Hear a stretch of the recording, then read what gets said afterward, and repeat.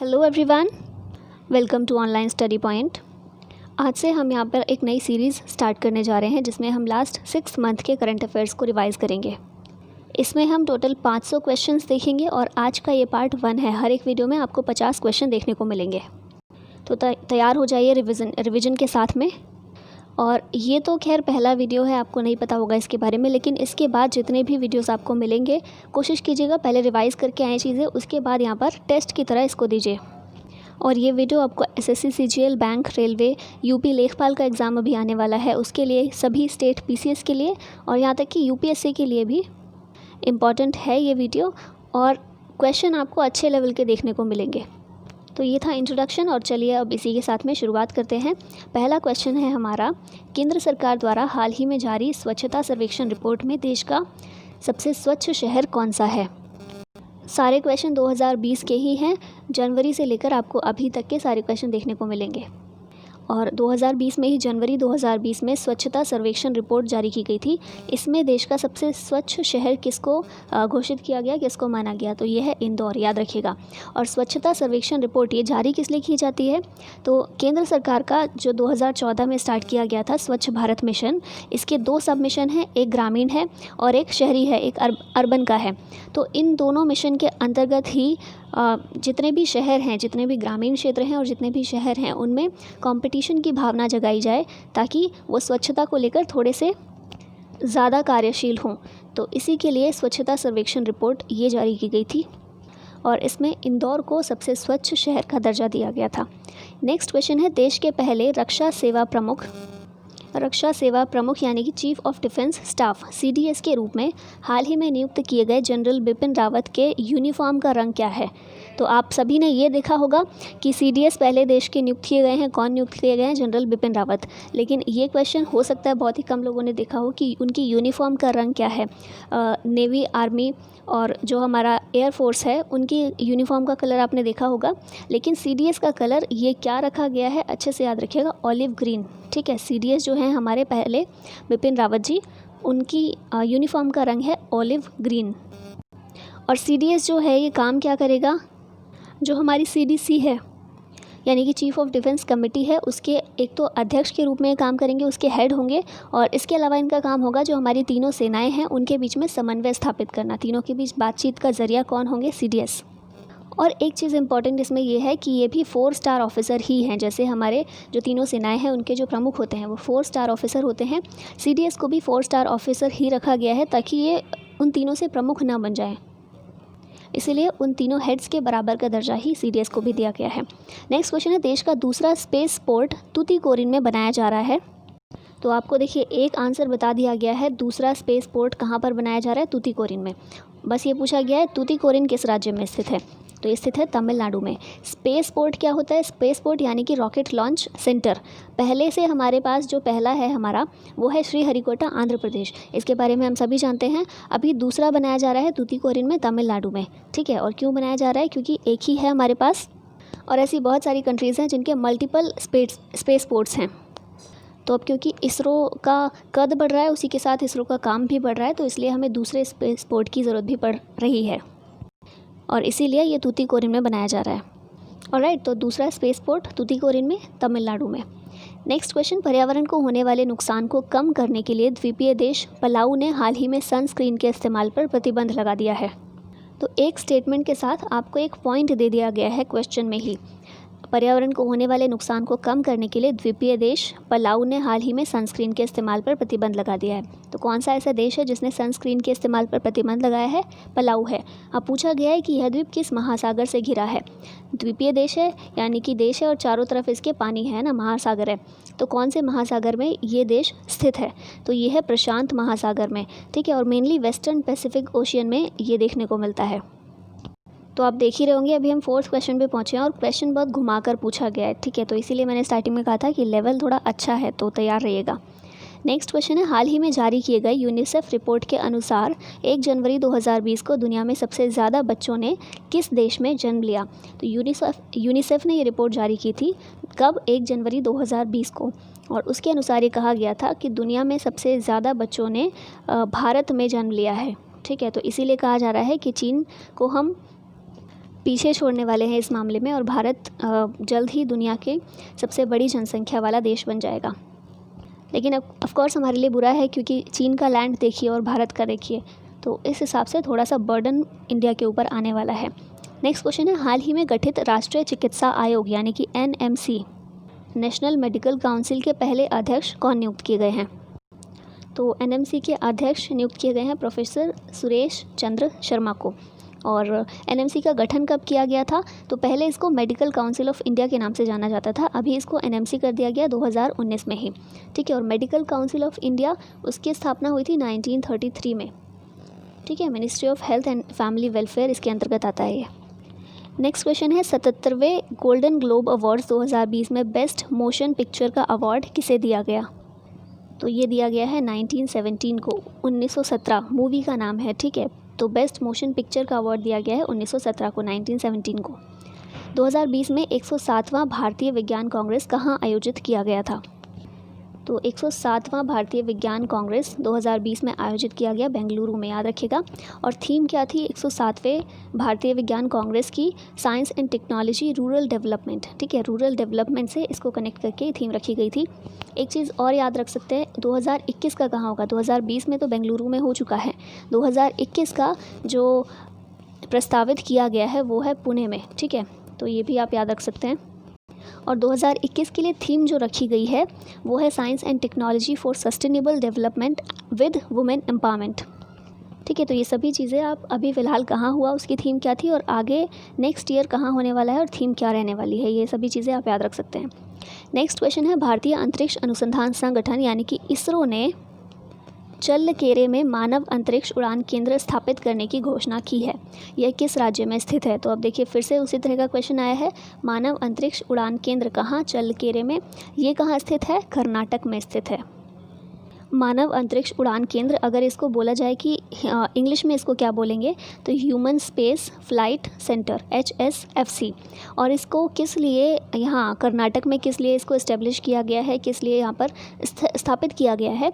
क्योंकि देखिए नाम से ही पता चल रहा है मानव अंतरिक्ष उड़ान केंद्र, तो मानव को अंतरिक्ष में जो भेजने का प्लान है, गगनयान मिशन है, उसको एग्जीक्यूट करने के लिए, उसको इम्प्लीमेंट करने के लिए ठीक तरह से ये उड़ान केंद्र जो है फ्लाइट सेंटर इसको स्थापित किया गया है। ठीक है, कब स्थापित किया गया?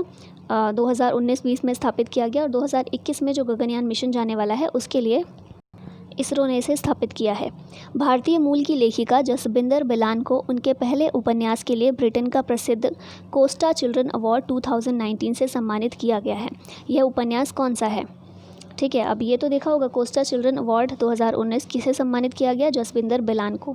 लेकिन किस उपन्यास के लिए, किस नॉवल के लिए इन्हें सम्मानित किया गया है? तो याद रखिएगा, आशा एंड द स्पिरिट बर्ड के लिए। नेक्स्ट क्वेश्चन है, insurance regulator and development authority of India यानी कि IRDA ने सभी इंश्योरेंस कंपनियों को एक स्टैंडर्ड हेल्थ इंश्योरेंस प्रोडक्ट, ठीक है, इंग्लिश में भी वही लिखा है, standard health insurance project SHIP जारी करने का निर्देश दिया है। इस प्रोडक्ट का नाम क्या होगा? तो इस प्रोडक्ट का नाम याद रखिएगा, आरोग्य संजीवनी पॉलिसी।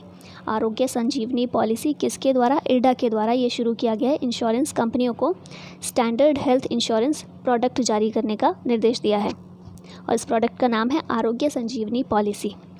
हाल ही में एक सुनवाई के दौरान उच्चतम न्यायालय ने संविधान के किस अनुच्छेद के तहत इंटरनेट सेवा को मूल अधिकार माना है? इंटरनेट सेवा डायरेक्ट आप मौलिक अधिकार देखेंगे, हमने पॉलिटी की भी सीरीज़ पूरी की थी, तो मूल अधिकार आप देखेंगे तो उसमें 6 ही मूल अधिकार हैं और कई सारे अधिकार ऐसे हैं जो उनके अंदर भी मेंशन नहीं किए गए हैं कई बार, लेकिन फिर भी इनका माना जाता है कि ये अधिकार इस अधिकार के अंदर आएगा। ठीक है, सब राइट्स की कैटेगरी में उनको डाल देते हैं। तो यहाँ पूछा गया इंटरनेट सेवा को मूल अधिकार किस अनुच्छेद के तहत माना है सुप्रीम कोर्ट ने? तो यह है अनुच्छेद 19। अनुच्छेद 19 क्या कहता है? बोलने और अभिव्यक्ति की स्वतंत्रता देता है ना, और इसके अंदर 6 अधिकार आते हैं।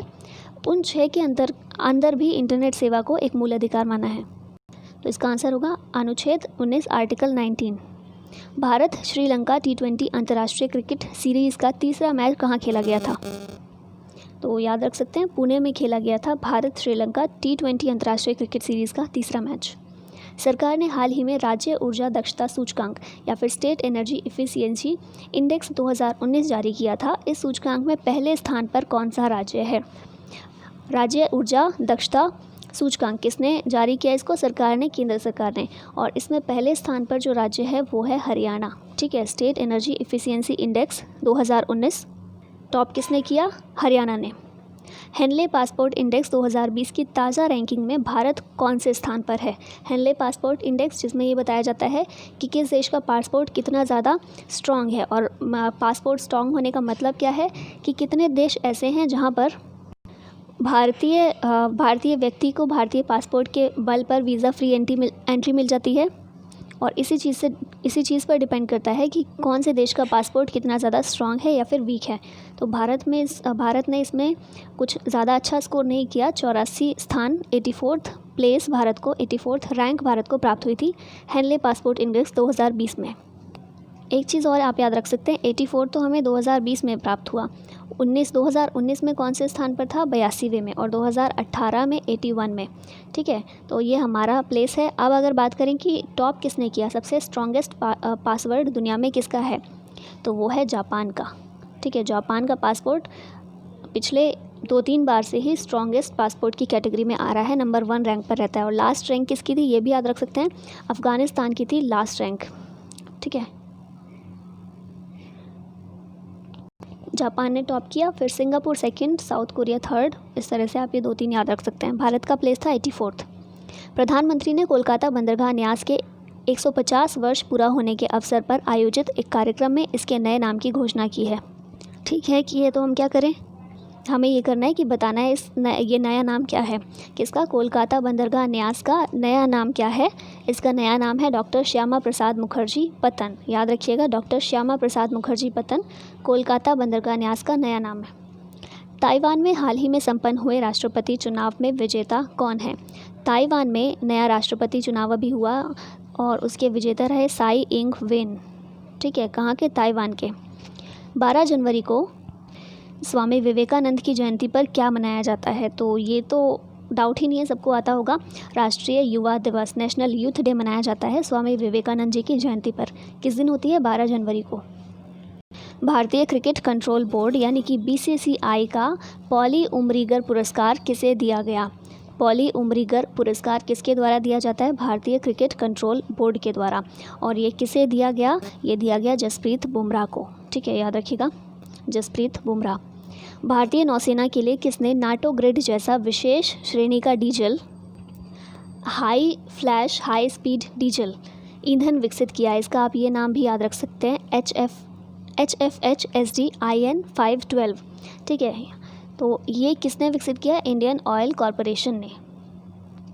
IOC की बात कर लें, इंडियन ऑयल कॉरपोरेशन की बात कर लें, तो ये भारत में गवर्नमेंट ओन्ड ऑयल और गैस कंपनी है जिसका हेडक्वार्टर है न्यू दिल्ली में। ठीक है, नई दिल्ली में इसका हेडक्वार्टर है। और ये एक लार्जेस्ट कमर्शियल ऑयल कंपनी है भारत की। ठीक है, और इसकी स्थापना कब हुई थी? ये अगर देखें तो स्थापना इसकी हुई थी 1959 में। ठीक है, नेक्स्ट क्वेश्चन है, शंघाई सहयोग संगठन यानी कि SCO ने भारत के निम्न में से किस स्थल को अपने 8 अजूबों 8 वंडर्स ऑफ SCO की सूची में शामिल किया है? जो दुनिया के 7 अजूबे हैं वो तो अलग हैं। ठीक है, वो तो यूनेस्को के द्वारा उनको डिफ़ाइन किया जाता है, उनको मतलब उनकी लिस्ट यूनेस्को के द्वारा बनाई गई है। जो 8 अजूबे हैं, SCO ने ये अपनी एक अलग लिस्ट बनाई है जिसमें जो भी शंघाई सहयोग संगठन SCO के 8 सदस्य देश हैं उनमें से एक एक चीज़ को शामिल किया गया, एक स्थल को शामिल किया गया उसमें, और एक सूची तैयार की गई है। तो भारत से इसमें स्टैचू ऑफ यूनिटी जो अभी कुछ समय पहले ही रिवील की गई, कहाँ पर? गुजरात में। तो इसको 8 वंडर्स ऑफ SCO की सूची में शामिल किया गया था। फसल कटाई का त्यौहार मकर संक्रांति को तमिलनाडु में किस नाम से जाना जाता है? फसल कटाई का त्यौहार जिसे उत्तर भारत में मकर संक्रांति, उत्तर भारत या कह सकते हैं जो गुजरात वाला एरिया है वहाँ पर ज़्यादा मकर संक्रांति के रूप में इसको जानते हैं। और देश के अलग अलग हिस्सों में ये त्यौहार सेम मनाया जाता है लेकिन इसका नाम अलग अलग है। तो पूछा गया तमिलनाडु में इसे किस नाम से जाना जाता है? तो आप सभी ने ये सुना होगा, तमिलनाडु में इसे पोंगल के नाम से जाना जाता है। ठीक है, पोंगल नाम से इस त्यौहार को सेलिब्रेट करते हैं। भारत में सेना दिवस कब मनाया जाता है? सेना दिवस मनाया जाता है 15 जनवरी को। नेक्स्ट क्वेश्चन है, मनमोहन महापात्रा जिनका हाल ही में निधन हो गया वे कौन थे? मनमोहन महापात्रा, ये एक फिल्मकार थे जिनका 2020 में निधन हो गया। निम्न में से किस क्षेत्र में योगदान के लिए भारतीय मूल के 10 वर्षीय ब्रिटिश छात्र ईश्वर शर्मा को ग्लोबल चाइल्ड प्रोडिजी अवार्ड 2020 से सम्मानित किया गया है? प्रोडिजी का मीनिंग हम देखें ना, स्पेलिंग देखिए कुछ इस तरह होती है इसकी, PRODIGY। आपको समझ भी नहीं आई होगी, चलिए फिर से लिख देते हैं इसको, PRODIGY, प्रोडिजी। ठीक है, इसका मीनिंग बेसिकली होता है टैलेंटेड पर्सन। ठीक है, अद्भुत कोई वस्तु या फिर टैलेंटेड पर्सन। तो ग्लोबल चाइल्ड प्रोडिजी अवार्ड 2020 ये किसे दिया गया? ब्रिटिश छात्र जो है, भारतीय मूल के 10 वर्षीय ब्रिटिश छात्र ईश्वर शर्मा, इनको दिया गया। और किसके लिए, किस चीज़ के लिए दिया गया? योग के लिए इन्हें इस अवार्ड से सम्मानित किया गया। K9 वज्र होवित्ज़र तोप, जिसे हाल ही में राष्ट्र को समर्पित की गई है, का निर्माण किया है? पहली बात तो ये इसमें याद रखिएगा, K9 वज्र होवित्ज़र तोप ये बेसिकली तो South Korea I think South Korea ही है, या साउथ कोरियन एक ये गन है। ठीक है, और इसे इम्पॉर्टेंट चीज़ ये है कि इसे मेड इन इंडिया इस बार किया गया है, भारत में ही इसको बनाया गया है। तो पूछा गया है किसने निर्माण इसका किया है? लार्सन एंड ट्रूबो ने इसका निर्माण किया है। और कहाँ पर किया है ये भी याद रखिएगा, सूरत में। ठीक है, हज़ीरा सूरत में इसका निर्माण किया गया है लार्सन एंड ट्रूबो के द्वारा। मेड इन इंडिया K9 वज्र होवित्ज़र तोप का। 29वां सरस्वती सम्मान 2019 किसे दिया गया? 29वां सरस्वती सम्मान 2019 ये दिया गया वासुदेव मोही को। रूस के नए प्रधानमंत्री कौन हैं? व्लादिमीर पुतिन बताने की भूल नहीं कीजिएगा, प्रधानमंत्री पूछा है। ठीक है, व्लादिमीर पुतिन ये रूस के राष्ट्रपति हैं। नए प्रधानमंत्री रूस के हैं मिखाइल मिशुस्टिन। ठीक है, मिखाइल मिशुस्टिन ये हैं रूस के नए प्रधानमंत्री। भारतीय टेनिस खिलाड़ी सानिया मिर्ज़ा ने WTA होबार्ट इंटरनेशनल टूर्नामेंट के महिला डबल्स का खिताब जीता है। तो एक आपको यहीं स्टेटमेंट में एक क्वेश्चन बता दिया गया है, एक पॉइंट बता दिया गया है कि WTA होबार्ट इंटरनेशनल टूर्नामेंट के महिला डबल्स का खिताब किसने जीता? सानिया मिर्ज़ा ने। और इस प्रतियोगिता में इनकी जोड़ीदार कौन थी? क्योंकि डबल्स का है ना, महिला डबल्स, तो अकेले तो नहीं जीता होगा, इनकी जोड़ीदार कोई रही होंगी।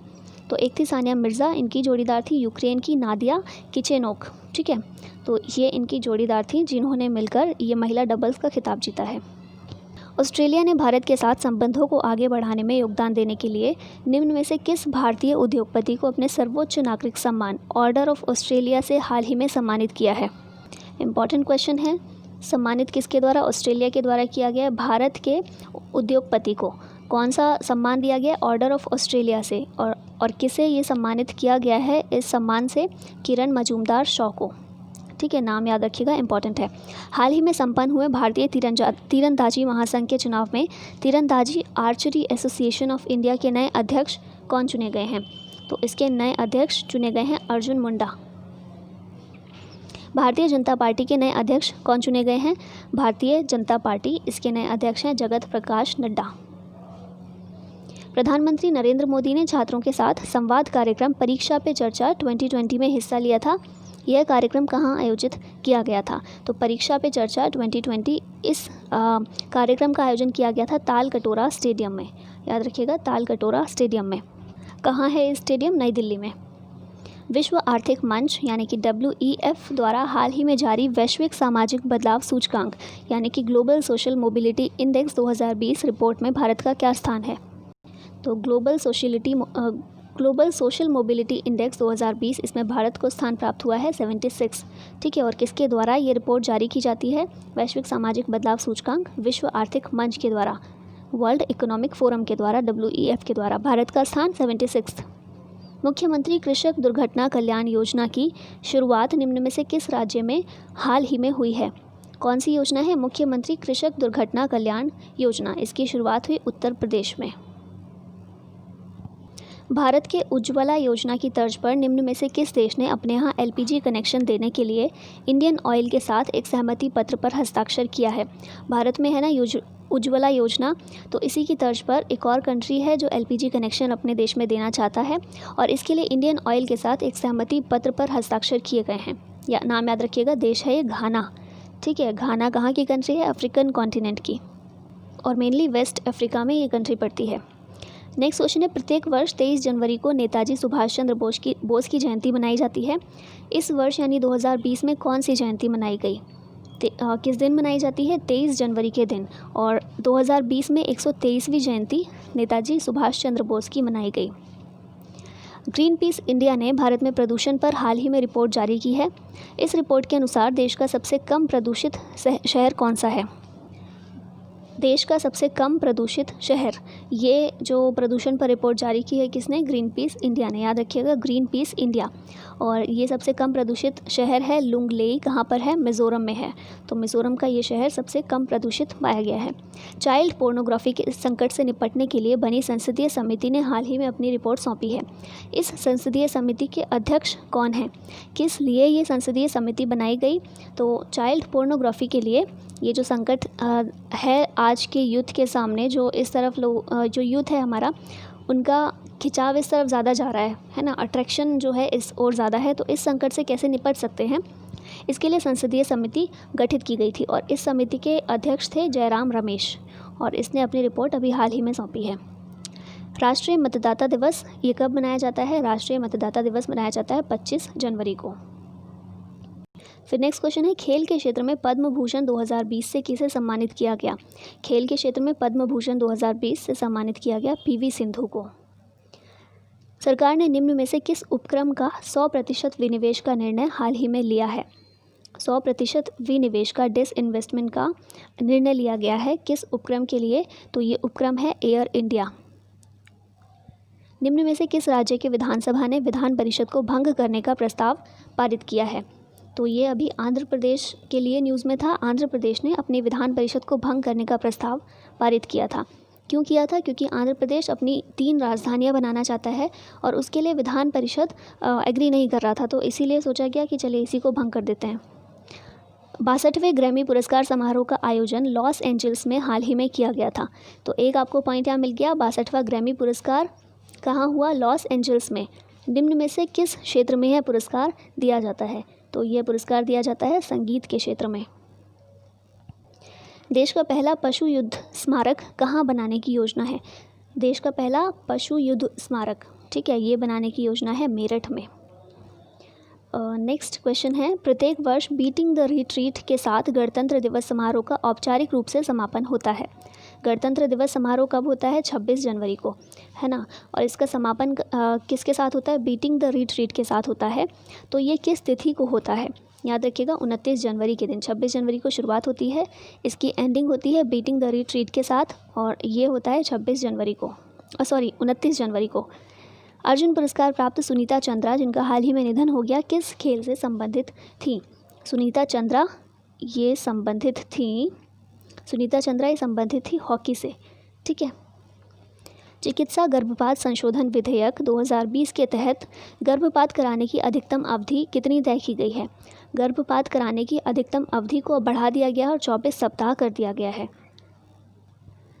नेक्स्ट क्वेश्चन है, स्विट्ज़रलैंड के दावोस में हाल ही में आयोजित विश्व आर्थिक फोरम में यूएन एड्स HIV एड्स पर संयुक्त राष्ट्र का कार्यक्रम में भारत में से किसने हिस्सा लिया था?